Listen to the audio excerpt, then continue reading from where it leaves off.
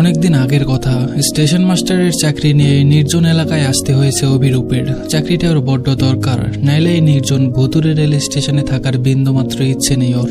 এই অঞ্চলে এমনিতেই লোকবসতি কম, তাই রেল স্টেশনে ভিড়ভাট্টাও কম। দিনে দু একটা গাড়ি থামে, তখনই যে একটু কোলাহল টের পাওয়া যায়, নাইলে এমনিতে সব চুপচাপ। সেই ব্রিটিশ আমলের তৈরি হলদে একটা বিল্ডিং এ যাবতীয় কাজ চলে, আর তার পাশেই একটা ঘরে অভিরূপের থাকার ব্যবস্থা।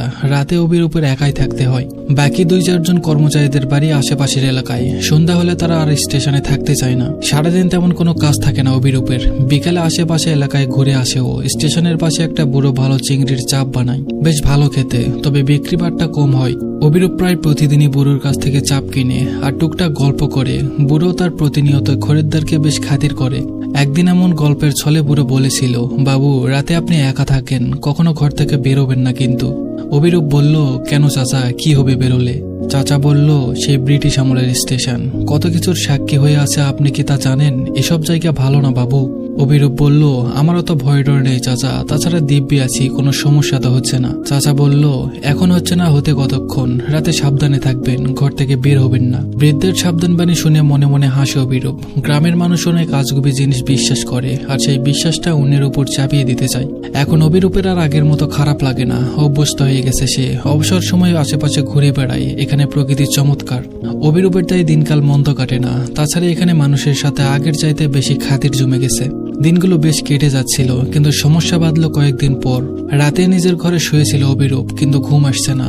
বাইরে উতাল পাতাল জ্যোৎস্না, জানালা দিয়ে বাইরের প্রকৃতি থেকে বিপুর হয়ে যায় ও। অনেকক্ষণ চেষ্টা করার পরেও যখন ঘুম আসছে না, তখন একটু বাইরে হাঁটাহাঁটি করার সিদ্ধান্ত নেই। তাছাড়া রূপালী জ্যোৎস্নায় বাইরের পৃথিবী অসম্ভব মায়া লাগছে।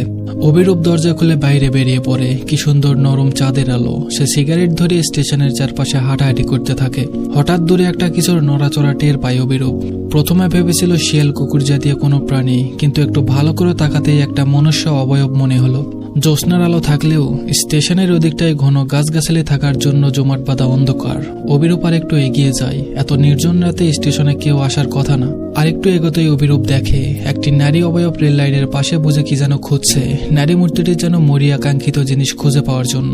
অভিরূপ আরো বেশি অবাক হয়ে যায়, এত রাতে একজন নারী কি খুঁজছে? এখানে তার উপর মহিলা শাড়ি পরা নাই, বরং শতাব্দীর প্রাচীন ব্রিটিশ আমলের পোশাক গায়ে। পোশাকের লেস আর লম্বা ঝোলের জন্য তাকে ভালো মতো দেখা যাচ্ছে না। মহিলা সাহস হলো কিভাবে এখানে আসার?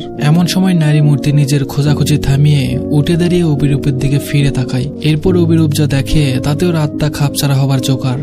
এমন কিছুর যে সম্মুখীন হতে হবে সেটাও স্বপ্নেও ভাবতে পারেনি। ওর সামনে দাঁড়ানো নারী মূর্তির সম্পূর্ণ দেহ ঠিক থাকলেও ধরের উপরের মুন্ডুটাই নেই।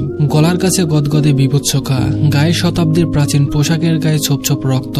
মাঝরাতে নির্জন স্টেশনে মাথাবিহীন নারী দেহ দেখলে যে কোনো মানুষের মাথা ঠিক রাখা কঠিন, কিন্তু অভিরূপ নিজেকে ধরে রেখেছিল।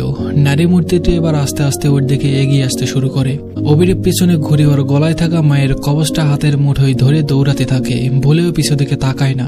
ছুটতে ছুটতে নিজের ঘরে ঢুকে দরজা লাগিয়ে দেয় ও। নিজের কৌতূহল সামনে রাখতে না পেরে জানালা দিয়ে তাকিয়ে দেখে মাথাবিহীন নারী মূর্তিটি ওর জানালার পাশে ঠাই দাঁড়িয়ে আছে। এবার আর নিজেকে ধরে রাখতে পারে না অভিরূপ, জ্ঞান হারিয়ে মেঝেতে লুটিয়ে পড়ে। পরের দিন সকালে মুখের উপর রোদ পড়তেই জ্ঞান ফিরে অভিরূপের। নিজেকে মেঝেতে আবিষ্কার করে ও একে একে গত রাতের ঘটনা মনে পড়ে। সকালের ঝলমলে আলোতে গা শিউরে ওঠে ওর। দিনের আলোতেও ঘরের বাইরে যেতে ভয় লাগে ওর। স্টেশনের কর্মচারীরা অনেক বেলা পর্যন্ত ওর সাড়া না পেয়ে দরজায় কড়া নাড়লে দরজা খোলে অভিরূপ। তাদের আর কিছু বলে না অভিরূপ। বিকেলে সেই বৃদ্ধের কাছে যায় অভিরূপ। লোকটি আপন মনে চিংড়ির চাপ ভাজছিল। চপের গন্ধে চারিদিকে মোমো করছে, যদিও অভিরূপের আর খাওয়ার ইচ্ছা নেই। অভিরূপের ঝড়ো কাকের মতো অবস্থা দেখে ঘটনা কিছুটা আন্দাজ করতে পারে বৃদ্ধ। বৃদ্ধটি বলে, কি বাবু, শুনলেন না তো আমার কথা? ঠিক বের হয়েছিলেন তো রাতের বেলা, তাই না? চমকে ওঠে অভিরূপ। কিছুটা স্বাভাবিক হয়ে বলল, আপনি কিভাবে জানলেন? বৃদ্ধটি বলল, আপনার মুখ দেখেই বুঝেছি। অভিরূপ বলল, আপনি কিছু জানেন চাচা? বৃদ্ধটি বলল, হ্যাঁ জানি। আপনি ভয় পাবেন বলে বলতে চাইনি, তবে যখন আপনি তাকে দেখেই ফেলেছেন সুতরাং লুকিয়ে কোনো লাভ নেই। কাল রাতে আপনি যাকে দেখেছেন উনি বার্থা উইলিয়াম, আলফ্রেড উইলিয়ামসের স্ত্রী। তখন ব্রিটিশ আমল চলে, এই রেল স্টেশন তৈরি হচ্ছে। এর কাজের তদারকির জন্য একজন ইঞ্জিনিয়ার সাহেব আসেন, তার সাথে সুন্দরী নবপরিণীতা স্ত্রীও আসেন। এখানের প্রকৃতি সাহেবের খুব ভালো লেগে যায়। আপাত দৃষ্টিতে কোনো রকম ঝামেলা ছাড়াই দিন কাটাচ্ছিল, কিন্তু গোলবাদে মাসখানেক পর যখন রেল স্টেশন পুরোপুরি তৈরি হয়ে হয়ে যায় আর রেল লাইনও চালু হয়ে যায়। আলফ্রেডের এক বন্ধু বেড়াতে আসে এখানে, আর বার্থা আলফ্রেডের সেই বন্ধুর সাথে অনৈতিক সম্পর্কে জড়িয়ে পড়ে। ব্যাপারটা বেশি দিন গোপন থাকে না আলফ্রেডের কাছে। দুজনকে একসাথে ঘনিষ্ঠ অবস্থায় দেখিয়ে রাগে অন্ধ হয়ে যায় সে। আলফ্রেডের ভয়ঙ্কর রূপ দেখে তার বন্ধু পালিয়ে গেলেও বার্থা রয়ে যায়। আলফ্রেডের রাগ বড় সাংঘাতিক ছিল, সহজে রাখতো না, কিন্তু রেগে গেলে পশু হয়ে যেত। সে বার্থাকে বেঁধে রেল লাইনের উপর ফেলে রাখে। রাতের বেলা এখনই কত শুনশান থাকে স্টেশন, আর তখনকার কথা তো বলার প্রয়োজনই নেই। তারপর হাত পা মুখ বাঁধা বার্থার আর কিছু করার ছিল না। সাক্ষাৎ যমদূতকে এগিয়ে আসতে দেখেছিল সে। ট্রেন সজোরে চলে যায় বার্থার শরীরের উপর দিয়ে। পরের দিন সবাই রেল লাইনের উপর বার্থার কাটা পড়া ধরটা আবিষ্কার করে। ওর ছিন্ন মস্তিষ্কটা আর কখনো খুঁজে পাওয়া যায়নি। আজও রাতে বার্থা হন্য হয়ে ওর হারানো মাথাটা খুঁজে বেড়ায়। আপনার ভাগ্য ভালো যে কাল পালিয়ে আসতে পেরেছেন, নাইলে আপনাকেও নিজের দলে ভেড়াতো আর নিজের হারানো মুন্ডু খোঁজার দায়িত্বে লাগিয়ে দিত। পুরো কাহিনীটা শেষ করে বৃদ্ধা থামলেন। অভিরূপ বলল, আর আলফ্রেড উইলিয়ামস, উনার কি হলো? বৃদ্ধা বলল, সেটাতেই নিজের বন্দুকের গুলিতে প্রাণ দেয় উনি। পুরোটা শুনে গায়ে কাটা দেয় অভিরূপের। এরপর আর ওখানে থাকেনি অভিরূপ।